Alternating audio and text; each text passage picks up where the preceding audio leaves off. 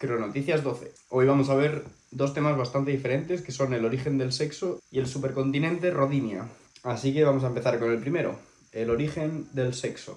El sexo es el conjunto de peculiaridades que hace que los individuos se dividan en masculinos y femeninos, haciendo posible la diversificación genética. La reproducción sexual es la combinación de células especializadas, los gametos, para formar hijos que heredan el material genético, es decir, los rasgos y naturaleza de ambos padres.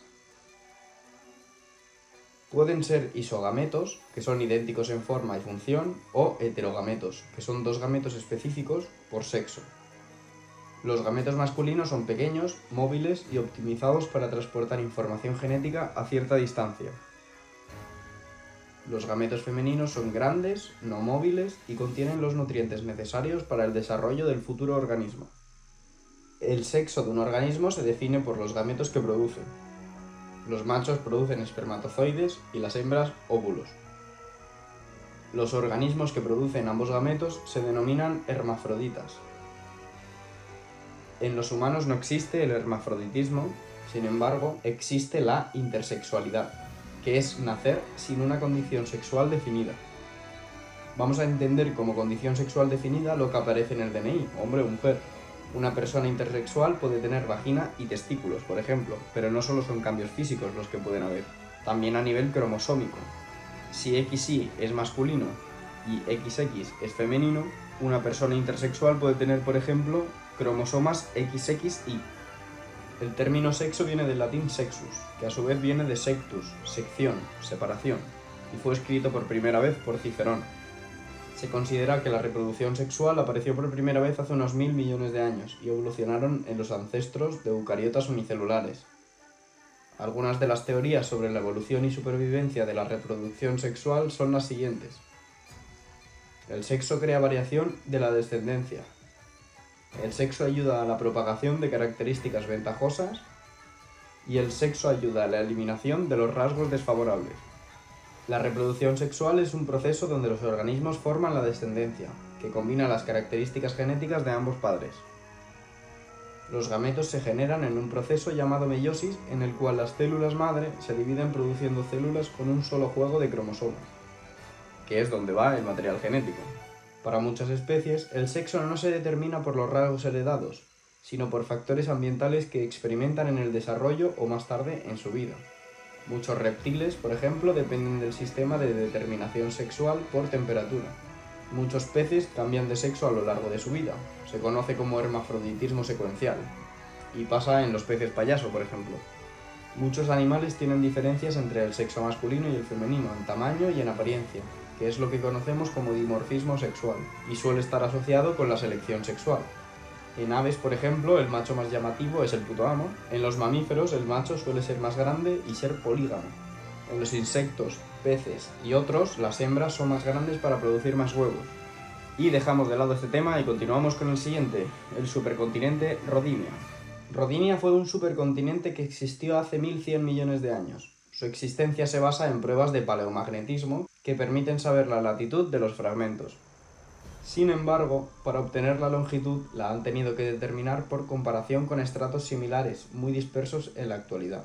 Su nombre viene del ruso rodit, que significa engendrar. Rodinia se formó y deshizo durante el Neoproterozoico, hace 1100 millones de años existiendo como único continente, y más adelante, hace unos 800 millones de años, se fragmentó en 8 pequeños continentes formando un nuevo supercontinente, Panotia. Se cree que fue responsable en gran parte del clima frío. No hay fósiles con concha o esqueleto, por lo que es difícil saber cómo era antes de Rodinia. Sin embargo, una posible reconstrucción del anterior supercontinente es Columbia, que a su vez vino del supercontinente Kenorland. Posiblemente su ensamble se habría producido por acreción y colisión de fragmentos. La idea de la existencia de un supercontinente en el Neoproterozoico temprano surgió en 1970. Cuando los geólogos lograron reconstruirlo por medio de un conjunto de evidencias provenientes de rocas, fósiles, clima y magnetismo, así que es bastante reciente. Algunas características de Rodinia que pudieron ser reconstruidas son que era un lugar desolado y sin organismos vivos en la superficie terrestre, la vida que existía era en el fondo oceánico en forma de bacteria, ya que la capa de ozono no era tan extensa, por lo que la luz ultravioleta no permitía la formación de la vida en la Tierra firme.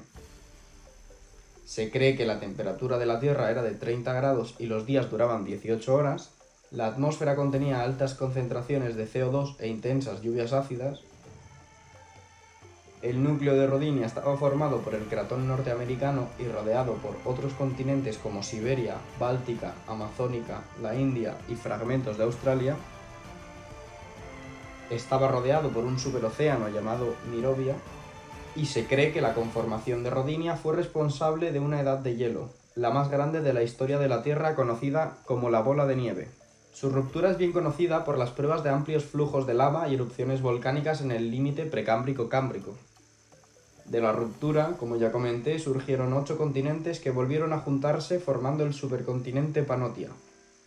Y tras la separación de este último, ya vino el bien conocido supercontinente denominado Pangea, siendo esta 1000 millones de años más joven que Rodinia. Y sí, chicos, hubieron muchos más supercontinentes aparte de Pangea, aunque Pangea sí que es cierto que nos pilla mucho más reciente, ya que es el último supercontinente que se formó, aparte de América y Eurasia, que es lo que tenemos hoy en día. Y bueno, por aquí dejamos este Cronoticias. Esta vez no he sabido cómo relacionar las temáticas, la verdad, pero bueno, es lo que es. Espero que os haya interesado el vídeo, y si no, pues tampoco puedo hacer mucho más. Salvo comentaros que abajo en la descripción tenéis el canal de YouTube de mis rutas y mi cuenta de Instagram, que es donde subo lo que estoy haciendo a diario. Ya sabéis que este canal lo estoy dejando exclusivamente para temas más de información, por así decirlo, divulgativa, y que el otro lo tengo para las rutas, viajes, etc. Pero bueno, de todas formas, esto va a continuar. La semana que viene tenéis otra cosita más y nos vemos pronto. ¡Chao!